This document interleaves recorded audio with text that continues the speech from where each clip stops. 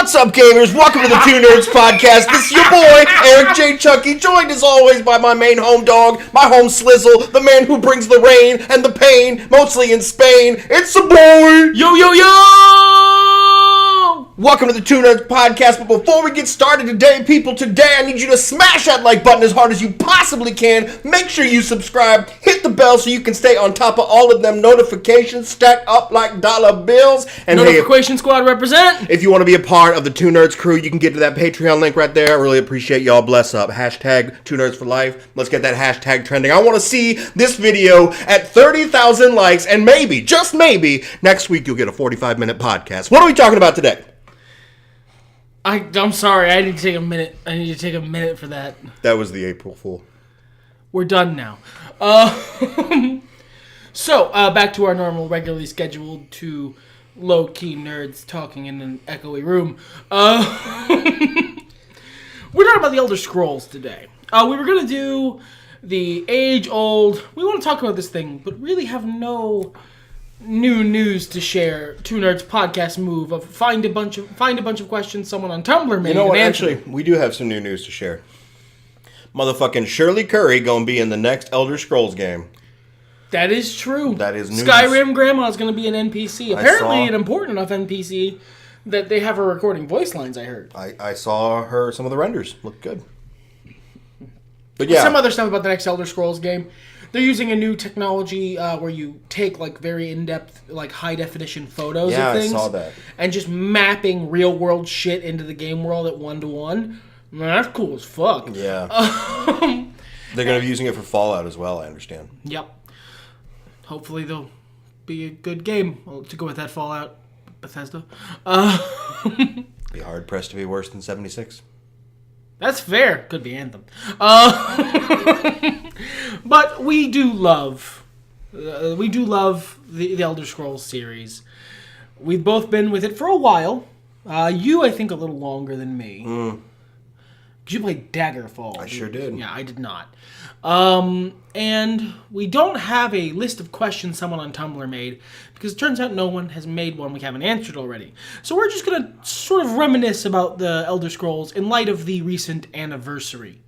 Well, you know, it's kind of funny, too, because... we couldn't think of a whole April Fool's podcast to do.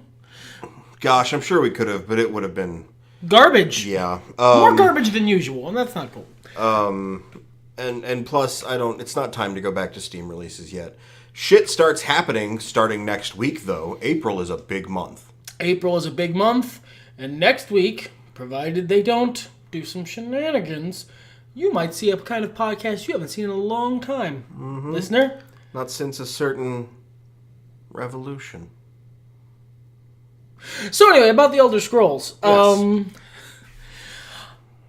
So, I mentioned it before. We talked about the Elder Scrolls a bunch, so if we cover anything we've covered already before... We have. Oh, well. But, you know, there's it's kind of hundreds nice... of episodes. Because it's approximately our anniversary time. And we're gearing up on it, as it were. And one of our first podcasts was about just the Elder Scrolls. Just sort of a sit-down chit-chat. Terribly boring for an hour. No cats involved.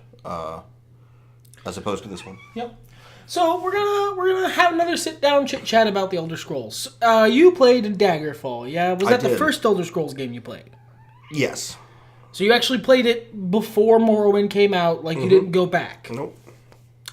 What was that like? Like, what drew you to Daggerfall? Was it just that you happened to have it available, or...? You know, I honestly don't remember where I even got it. I think a friend of mine let me borrow it. You know, I had a hard time getting into it. I loved that first dungeon, but everything after that was just really hard to parse for some reason. The maps were really clunky. A lot of stuff looked the same. By that point, Daggerfall was old. Right. I was used to slightly more intuitive user interface. That is actually a big watch phrase for the whole of the Elder Scrolls series. As it's gone on, the user interface has gotten more and more intuitive. Yes. Some people have problems with that. I know there's some old school Morrowind fans who don't like that things get more and more streamlined as we go on, instead of having like a full RPG. Because Skyrim isn't a full... I wouldn't call Skyrim a full RPG. Like, I mean, no, you don't... You don't have stats, really. I mean, you do, but there's dice roll. There aren't dice rolls for... There aren't dice rolls. Your attacks. There's no dice rolls inherent. You don't have any... And you don't have any overarching mechanical stats. You have the three meters: health, magicka, stamina. Well, there's also like your skill with one-handed and your skill with destruction. There are numerical values that govern how much damage you do, and so on and so forth. Right. But it's not the classico, you know. Right. It's just, and I don't mind that. Quite in contrast to like Fallout 4, where I really got pretty butthurt about the dumbing down of the system, as it were. Because I am that old school Fallout fan. I'm not the old school Elder Scrolls fan, so I don't have that attachment to it as like a really hardcore RPG. So it becoming more streamlined and more intuitive and more, some people would say handholdy, I would say not actively against you playing the game. I mean, it's even like the difference between Mass Effect 1 and Mass Effect 3. Yeah, that's a really good way of phrasing it. The difference between, like, I'm thinking really Morrowind, which is the first Elder Scrolls game I played, and Skyrim is like the difference between 1 and 3. It's just Mass Effect 1 is very content to let you wander and let you not know what the fuck you're doing. 3 is not. A lot of systems are really clumsy. A lot of them are really over-dependent on you enjoying looking at which numbers are green and which numbers are red and deciding which of those you care about more. And and Morrowind, which I've been playing again recently, I mentioned, because they gave it to us for free for the anniversary, so thank you for that, is not a friendly game. It's not a game that is invested in you continuing to play it. No, it doesn't give a shit. Well, I mean, and like, it's inherent in the, oh, you killed the main quest guy. Did you mean to do that? If you did, that's cool. We'll let you continue and just play in this world, but like, you can't do the rest of the storyline quest if that guy's dead. So, and a part of me really likes that. A part of me really enjoys that freedom, because essential NPCs in Skyrim can be a pain in the ass. I wish they would take them out as essential after their quests are over. Yeah, like, once I'm done with you, can I just murder you and get you out of my way? Like, they used to do that in Oblivion. I don't know why they stopped. The cat, it really wants us to play with her shoestring. Yeah, we like the video games. She enjoys string. And unfortunately, we are required for her to have her hobby, like D&D. Yeah. She's going to be adorable and insistent in the background, and you guys will live with it.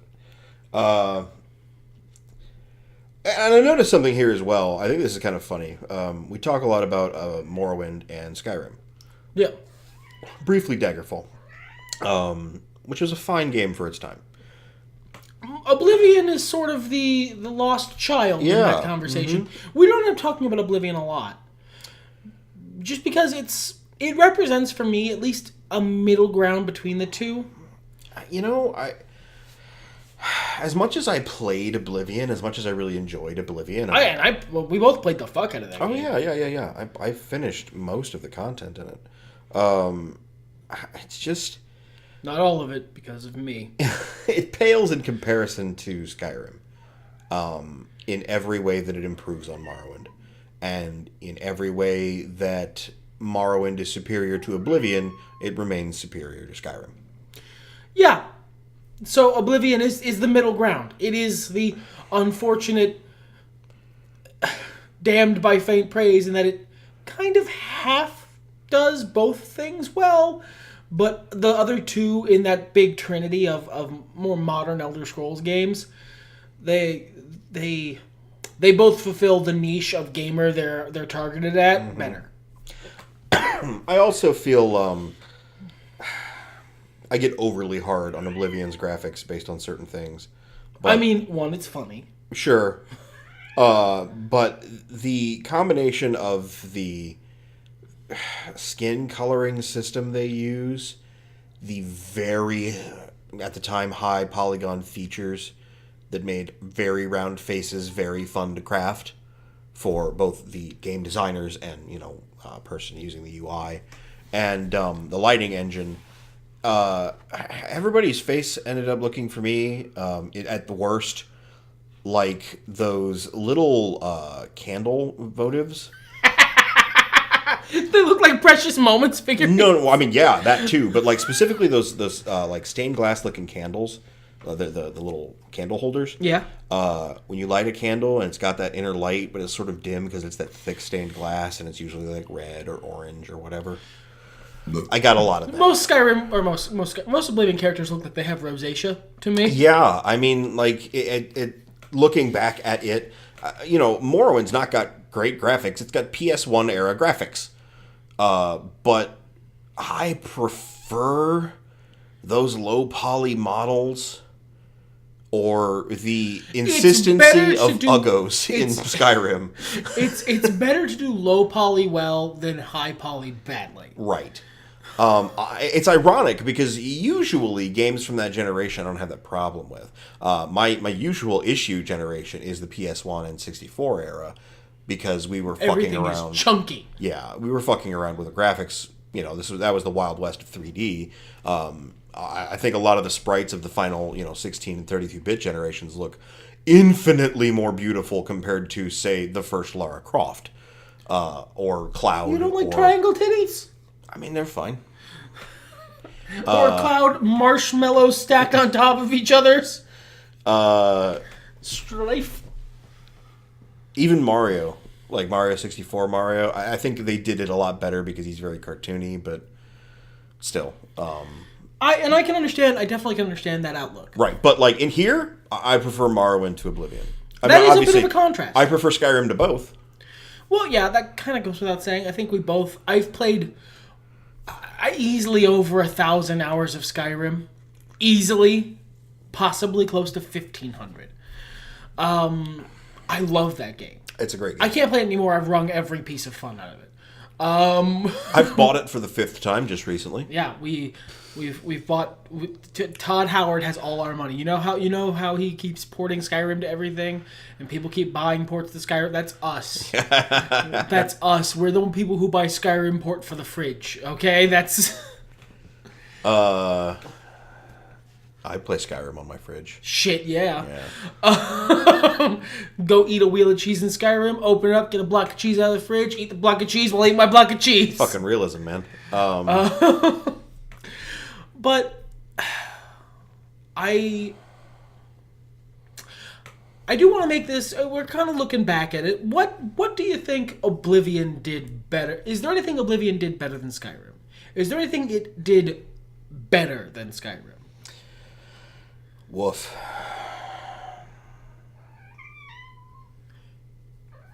The cat has opinion. I think the Shivering Isles was a fantastic expansion compared to anything Skyrim did. Any of their expansions? Yeah. And even any of the core quests. I think Shivering Isles was really unique. I think it was really fun to go to a Daedric plane that wasn't just obviously a shitty skinned pocket dimension. Or hell. Sure. Just hell. Yeah, I didn't care for Marin's Dagon's Plane of Oblivion. Yeah, you're right. It was very unique. It had a lot of really fun, unique world building and interesting environments that, by contrast, for instance, Sheogorath's quest line in Skyrim just fucking does not live up to. No, not at all. Like, it feels disappointing. Even though it's nice, it's fine. It's probably one of the better Daedric quests, honestly. In Skyrim? Yeah, the Daedric quests in Skyrim can leave a little to be desired. Top 5. I liked Namira's, and I liked, I think Namira's is pretty much it. Molag Bal had a good one. Yeah. But, other than that, not really. I feel like Skyrim just does so much better than anything. Whereas Morrowind, I can still say that I appreciate, first of all, the aesthetic in general. I think Vardenfell is a much more interesting place to be than... Vardenfell feels... Alright, Skyrim feels it is very Norse. Yeah. But it feels like a Norse take on a very classic Western fantasy. Right. Vardenfell doesn't. No. It's very unique, and I really like that. And I like mushrooms and bugs, so, like, I'm sold. Yeah, mushrooms and bugs o'clock. Yeah, all right. But especially compared to Oblivion's fucking, this is medieval Europe. Yeah, if that's a good way of putting it. Oblivion was the very basic Western fantasy, swords and sorcery. Skyrim is that with a little bit of Norse sort of paint sprayed on top. Mm-hmm. And Morrowind was its own goddamn thing. Yeah.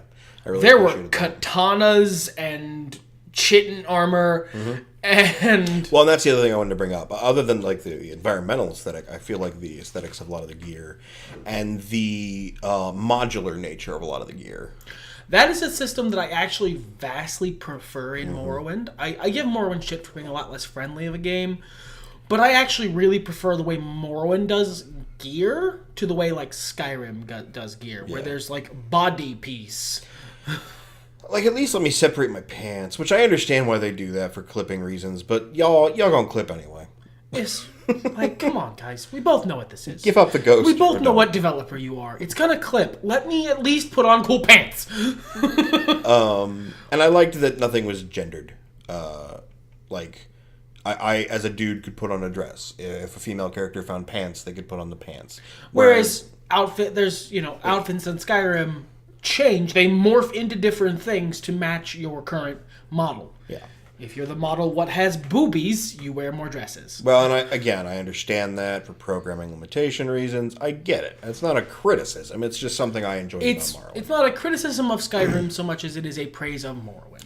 It also felt a lot easier to get away with shit in Morrowind.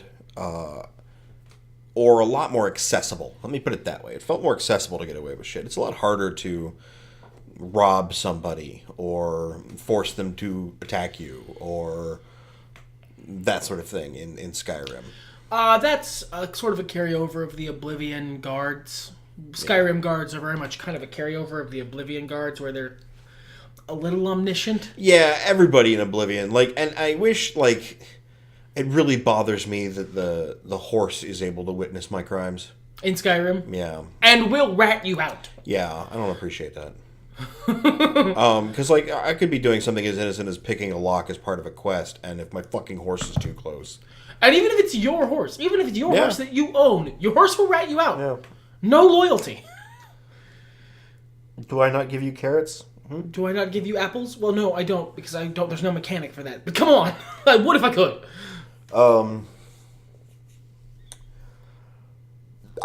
that said, though, I prefer Skyrim. Yeah, but that kind of goes without saying. Sure. I want to try and highlight the things we love about all the Elder Scrolls games that we played. I have nothing to say about Arena or Daggerfall or Redguard, because I didn't play them. If I'm being, D-Club level honest here, I missed all the boobs in Daggerfall. But there were boobies? 2D boobies. 2D boobies, everybody. But that's the realities of modern game development, just the boobies aren't a thing you get to put in the game. I'm sorry. And there's mods. There are people who can put in the boobies later.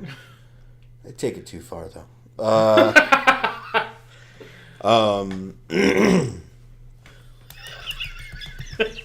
I'm sitting here bouncing my pen like a Tonight Show host while the audience laughs. Hey, they listened to our podcast last week on halflings. This is tame. So we were going to do an Ask Me, and we've got a delightful approximately 11 minutes left in this podcast. Yeah. So let's talk for a minute about favorites. Okay. Okay. Yeah. What's your favorite race in Skyrim to play? Ooh, to play. Or in the Elder Scrolls in general. So that's a broader question. It is a broader question, but it doesn't really change the answer. It is that I don't, and this is going to sound like a cop-out, I don't have one. I've played pretty much every race in Skyrim. I have a least favorite race to play. Okay, well, what's that? Wood Elves. Wood Elves, that's interesting. They're usually ugly and redundant.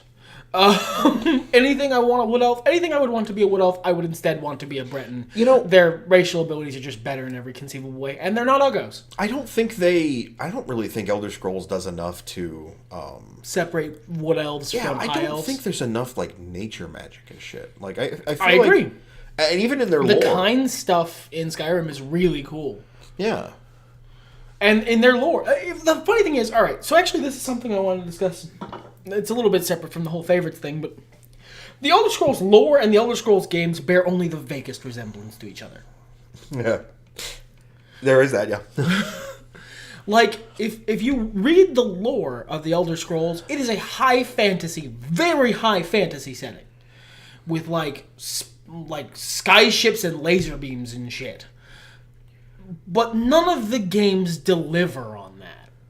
So when you're talking Elder Scrolls, you have to kind of hard separate what you see versus what you are told is there in the lore. Ironically, the Elder Scrolls Online delivers on that a bit more.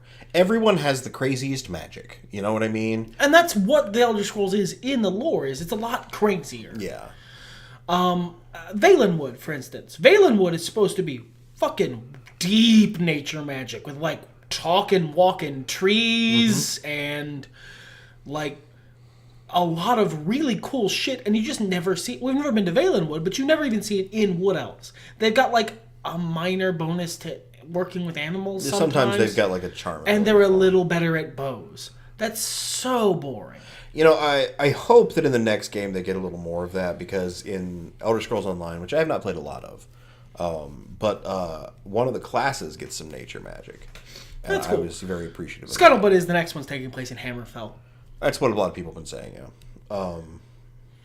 Just based on what they're scanning in that we've seen, it's a lot of big orange rock formations and the shit you would find in Hammerfell. Sure. I wouldn't mind going to Orc territory, so that's cool. Orc territory being near Hammerfell. Yeah. But I can respect that. I don't play a lot of Wood Elves myself. My favorite race at this point is probably Argonians. Yeah, you've played more Argonians, and you've kept coming back to Argonians even when you've made characters you weren't super fond of. Yeah. I like the Dark Elves a lot. I really, really like the Dark Elves. If you go to our Elf podcast, I talk about that a little bit. And I love Khajiit. They have a special place in my heart. I really like Khajiit. I always look for ways to use them, but they're so specifically Elder Scrolls that it's hard to even fit them in like Tabaxi and D&D. I would have a hard time using them as just straight up Khajiit, because so much of Khajiit's world building doesn't make sense if you take them out of the Elder Scrolls. You can do approximations of it, but yeah, I mean, you're absolutely right. I always come back to Argonians. I think they have the most interesting visual choices. They do. I don't think that's really debatable. They do have the most interesting visual choices. I don't think any of the other races can have rainbow head fringe or purple accents with red and cool, flashy, like, obsidian scales. They have the coolest, most interesting visuals. I don't think that's up for debate. I also like their lore, what little we have of it. I think Black Marsh is interesting. I'd love to go there someday. I'd love to go to Elsewhere proper, too. I know you can do both a little bit online, but that would require I continue to play.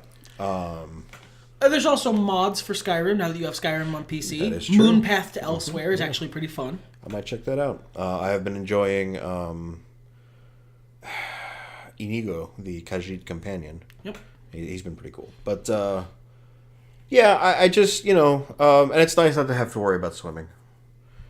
Like... Yeah, because you're a lizard man. You just swim. It's fine. I just swim. It's cool. But...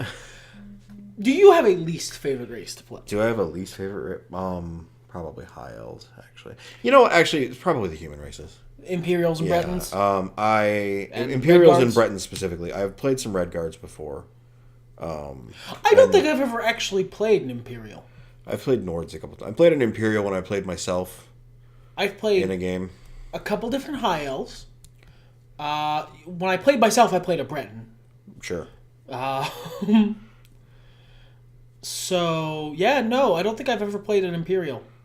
But I don't have the active disdain for them I have for what else. High Elves are neat, especially with the Thalmor and all that. But they're ugly as shit. Well, yeah, but the Thalmor really adds a lot of flavor to them, I feel. The Thalmor adds an interesting layering to them that didn't exist in Morrowind, in Morrowind or in Oblivion.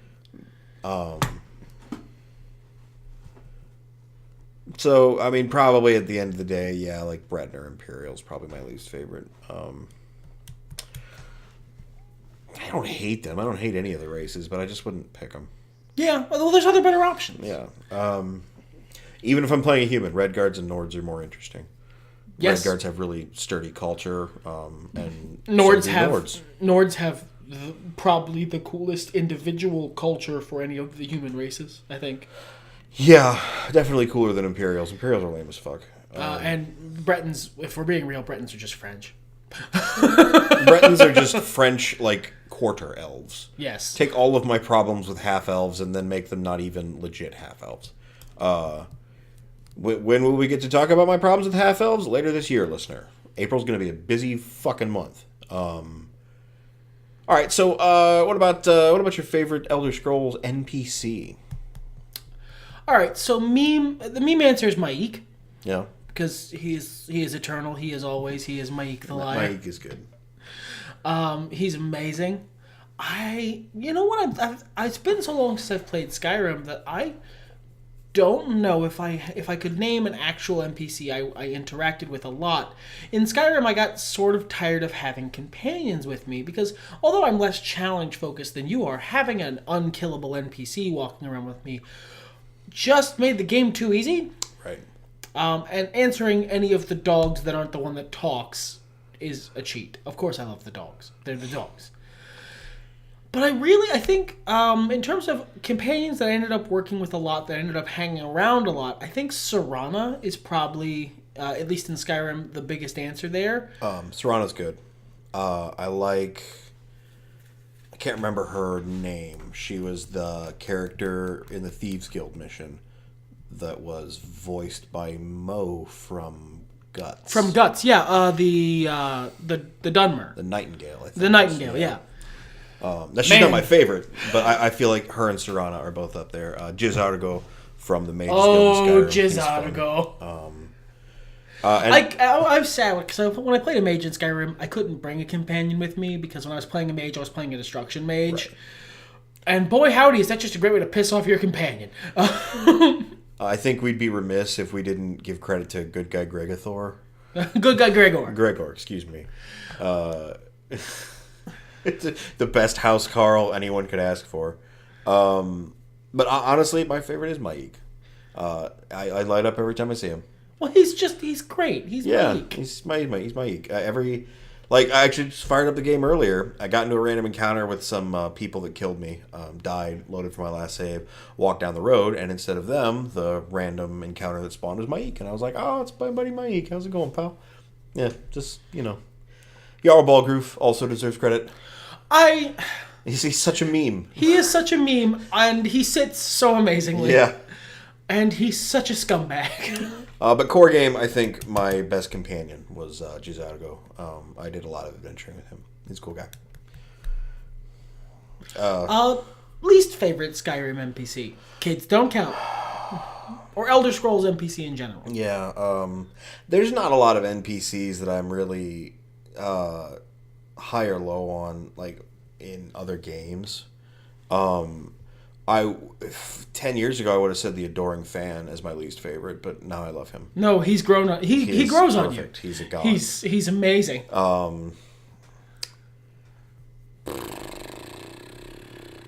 I have a meme answer that is nonetheless still true. Yeah. Nazim. Yeah, I was actually just thinking Nazim.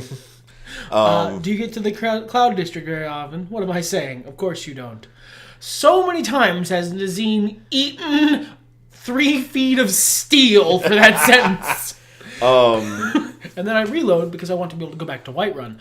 But many times Nazim has just been, you know what, Nazim? Not fucking today, okay? He's also kind of a deadbeat chode. Like, yes, if he was like an otherwise okay guy and just a little snooty, fine. But he's a dickhead.